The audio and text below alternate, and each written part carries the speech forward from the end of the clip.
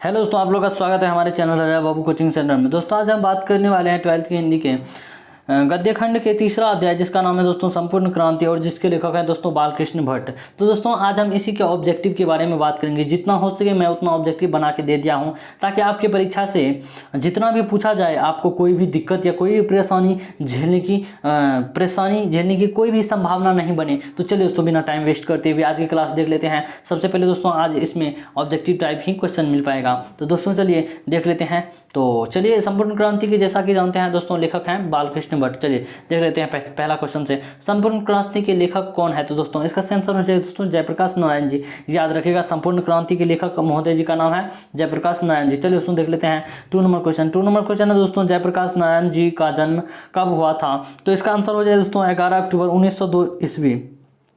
जयप्रकाश नारायण जी का जन्म कब हुआ था? इसका आंसर है दोस्तों 11 अक्टूबर 1902 ईस्वी। चलिए दोस्तों देख लेते हैं 3 नंबर क्वेश्चन आपके स्क्रीन पर आ गया दोस्तों। 3 नंबर क्वेश्चन है दोस्तों, जयप्रकाश नारायण जी का निधन कब हुआ था? यानी कि जयप्रकाश नारायण जी हमारे पृथ्वी यानी कि पवित्र भूमि को छोड़कर कब चले गए थे? तो उस तिथि का नाम दोस्तों 8 अक्टूबर 1979 ईस्वी था। याद रखिएगा। चलिए दोस्तों देख लेते हैं 4 नंबर क्वेश्चन है दोस्तों, जयप्रकाश नारायण के माता जी का नाम बताइएगा। इसका आंसर हो जाएगा दोस्तों फूल रानी। तो चलिए याद रखिएगा जयप्रकाश नारायण जी का माता जी का नाम था दोस्तों फूल रानी। याद रखिएगा। चलिए दोस्तों देख लेते हैं 5 नंबर क्वेश्चन है दोस्तों आपके स्क्रीन पे, जयप्रकाश नारायण के पिताजी का नाम क्या था? इसका आंसर हो जाएगा दोस्तों हर्षुदयाल सिंह। चलिए दोस्तों देख लेते हैं 6 नंबर क्वेश्चन आपके स्क्रीन पे दोस्तों। 6 नंबर क्वेश्चन है, जयप्रकाश नारायण की पत्नी का क्या नाम था? इसका आंसर हो जाएगा दोस्तों प्रभावती देवी। इससे पहले मैंने माता जी का नाम बताया था, अब यह है उसकी पत्नी जी का नाम। याद रखिएगा जयप्रकाश नारायण जी की पत्नी जी का नाम क्या था? प्रभावती देवी। याद रखिएगा। चलिए उसमें देख लेते हैं 7 नंबर क्वेश्चन, प्रभावती देवी जी किनकी पुत्री थी? याद रखिएगा प्रभावती देवी जी किनकी पुत्री थी, यानी कि किसके पुत्री थी, यानी किसकी बेटी थी? याद रखिएगा तो वज्र किशोर प्रसाद जी का। याद रखिएगा, ठीक ना। चलिए सुन देख लेते हैं 8 नंबर क्वेश्चन आपके स्क्रीन पे है, जयप्रकाश जी की प्रारंभिक शिक्षा कहाँ प्राप्त हुई थी या कहाँ हुई थी? तो इसका आंसर हो जाए दोस्तों घर पे, यानी कि शिक्षा उसकी प्रारंभ हुई थी अपना घर से, यानी गृह को ही घर कहा जाता है। याद रखिएगा। चलिए सुन देख लेते हैं 9 नंबर क्वेश्चन आपके स्क्रीन पे है दोस्तों, जयप्रकाश नारायण ने किस स्कूल में प्रथम दाखिला करवाए थे? यानी कि प्रथम स्कूल में नामांकन कौन से स्कूल में हुए थे जयप्रकाश नारायण जी का? तो उसका आंसर हो जाए दोस्तों पटना कॉलेजिएट। याद रखिएगा जयप्रकाश नारायण जी का प्रथम स्कूल का नाम था, यानी कि प्रथम जिसमें अपना एडमिशन करवाए थे, यानी कि दाखिला लिया थे, तो उस स्कूल का नाम था दोस्तों पटना कॉलेजिएट। चलिए उसमें देख लेते हैं 10 नंबर क्वेश्चन, जयप्रकाश जी ने उच्च शिक्षा प्राप्त करने के लिए कौन सा देश गए थे? तो उसका आंसर हो जाए दोस्तों अमेरिका। देखिए एक और मैं इसमें प्रश्न बता देता हूँ आपको, बहुत ही यूजफुल है और ये बहुत ही इम्पोर्टेंट मतलब है अपना 10 नंबर देख लीजिएगा। जयप्रकाश नारायण जी ने उच्च शिक्षा प्राप्त करने के लिए कौन सा देश गया था? तो इसका आंसर हो जाएगा दोस्तों अमेरिका, जैसा कि मैंने बोला था। और दोस्तों एक और है इसमें कि अमेरिका जब गए थे ना हमारे जयप्रकाश नारायण जी, तो उसकी मम्मी जी का जो है माता जी को जो है तबीयत खराब होने के कारण, अस्वस्थ होने के कारण वहाँ से लौट आए थे। याद रखिएगा। चलिए दोस्तों आगे शायद क्वेश्चन मैंने दे दिया है, तो चलिए देख लीजिए, कोई दिक्कत की बात नहीं है। 11 नंबर क्वेश्चन आपके स्क्रीन पर दोस्तों, जयप्रकाश नारायण के बचपन का नाम क्या था? हमारे जयप्रकाश नारायण जी थे, उसके बचपन का नाम क्या था बताइएगा दोस्तों। इसका आंसर हो जाए दोस्तों बाउल। याद रखिएगा बाउल। जयप्रकाश नारायण जी के बचपन का नाम क्या था? बाउल। याद रखिएगा। चलिए देख लेते हैं 12 नंबर क्वेश्चन, जयप्रकाश नारायण को लोग क्या कहकर पुकारते थे? तो इसका आंसर हो जाएगा दोस्तों लोकनायक। याद रखिएगा लोकनायक। चलिए उसमें देख लेते हैं 13 नंबर क्वेश्चन, यानी कि 13 नंबर क्वेश्चन से, बिहार के छात्र आंदोलन में जेपी ने कब नेतृत्व किया था? जेपी को देखिए जयप्रकाश नारायण जी का ही नाम है जेपी, लोकनायक, ये तीनों ही नाम उसके ही हैं। याद रखिएगा जयप्रकाश नारायण जी का नाम क्या है? जेपी, लोकनायक और जयप्रकाश नारायण जी तो जानते ही हैं। चलिए देख लेते हैं 13 नंबर क्वेश्चन, बिहार के छात्र आंदोलन का जेपी यानी कि जयप्रकाश नारायण के नेतृत्व कब लिया था? यानी कि 1974 ईस्वी में। इसका सही आंसर हो जाए दोस्तों 1974 ईस्वी में ही जयप्रकाश नारायण जी जो है अपना नेतृत्व लिया था छात्र आंदोलन का। चलिए उसमें देख लेते हैं 14 नंबर क्वेश्चन है दोस्तों, जयप्रकाश नारायण किस प्रकार के विचारक थे?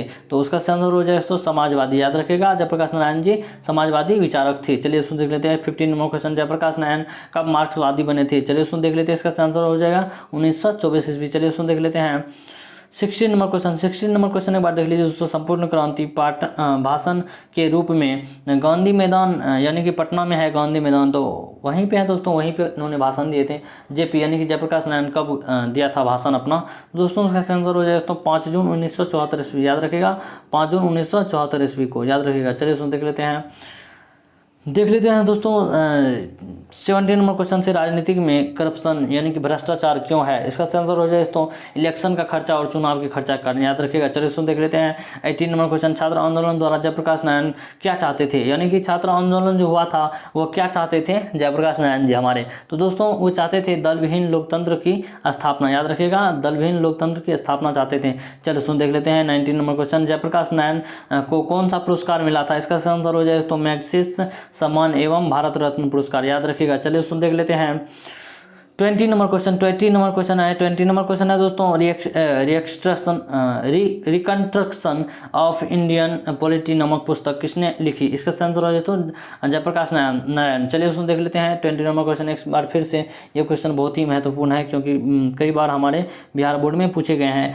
रिकंस्ट्रक्शन ऑफ इंडियन पॉलिटी पुस्तक किसने लिखी थी? इसका आंसर हो जाएगा दोस्तों जयप्रकाश नारायण। चलिए उसमें देख लेते हैं 21 नंबर क्वेश्चन। 21 नंबर आपके स्क्रीन पे दोस्तों जयप्रकाश नारायण जी द्वारा दिए गए भाषण किस नाम की पुस्तिका में प्रकाशित है? इसका आंसर हो जाएगा दोस्तों जन्म मुक्ति पटना, यही में इसी बुक नामक में प्रस्तुत है अपना जयप्रकाश नारायण जी के भाषण जो कि पटना में दिए थे। चलिए उसमें देख लेते हैं 22 नंबर क्वेश्चन। 22 नंबर क्वेश्चन है दोस्तों आपातकाल में जयप्रकाश नारायण जी कहाँ थे? तो दोस्तों आपातकाल जब हुआ था ना तो वो जेल में थे, याद रखेगा वो जेल में थे। चलिए उसमें देख लेते हैं 23 नंबर क्वेश्चन से। 23 नंबर क्वेश्चन आपके स्क्रीन पर दोस्तों 23 नंबर क्वेश्चन है दोस्तों विनोबा के आंदोलन का क्या नाम था?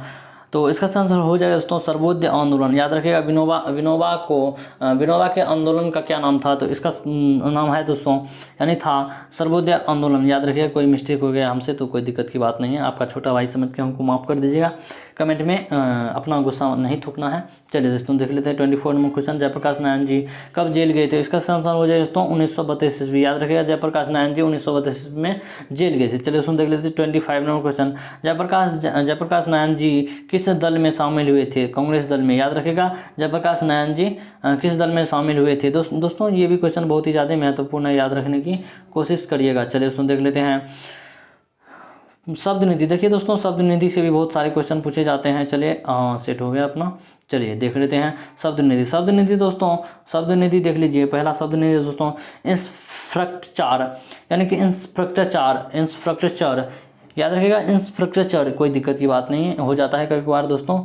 देखिए हमसे मिस्टेक हो जाता है तो आप लोग सही पढ़ लीजिए क्योंकि आपके स्क्रीन पे रहता है। तो हमसे देखिए भैया थोड़ा बहुत तो हो जाता है, क्या कीजिएगा।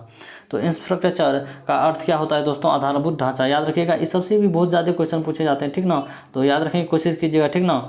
तो चलिए उसमें देख लीजिए आधारभूत ढांचा होता है इंफ्रास्ट्रक्चर का अर्थ। चलिए उसमें देख लीजिए 2 नंबर क्वेश्चन। हृदयग्राही का अर्थ क्या होता है दोस्तों? हृदयग्राही का अर्थ होता है दोस्तों हृदय को आकर्षित या प्रभावित करने वाला। चलिए याद रखिएगा हृदय को आकर्षित एवं प्रभावित करने वाला हृदयग्राही का अर्थ होता है दोस्तों। चलिए उसमें देख लेते हैं 3 नंबर क्वेश्चन। लेबोरेटरी का अर्थ क्या होता है दोस्तों? लेबोरेटरी का अर्थ होता है दोस्तों प्रयोगशाला। चलिए याद रखिएगा। चलिए उसमें देख लेते हैं 4 नंबर क्वेश्चन। स्कॉलरशिप का अर्थ क्या होता है दोस्तों? स्कॉलरशिप का अर्थ होता है दोस्तों छात्रवृत्ति, याद रखिएगा। चलिए उसमें देख लेते हैं 5 नंबर क्वेश्चन। 5 नंबर क्वेश्चन है दोस्तों असिस्टेंस का अर्थ क्या होता है दोस्तों? सहायक। चलिए उसमें देख लेते हैं 6 नंबर क्वेश्चन। 6 नंबर क्वेश्चन आपके स्क्रीन पे दोस्तों 6 नंबर क्वेश्चन आपके स्क्रीन पे दोस्तों देख लीजिए। अंकुश का नियंत्रण अंकुश का अर्थ होता है दोस्तों नियंत्रण, याद रखिएगा। 6 नंबर में अंकुश का अर्थ होता है नियंत्रण, याद रखने की कोशिश कीजिएगा दोस्तों।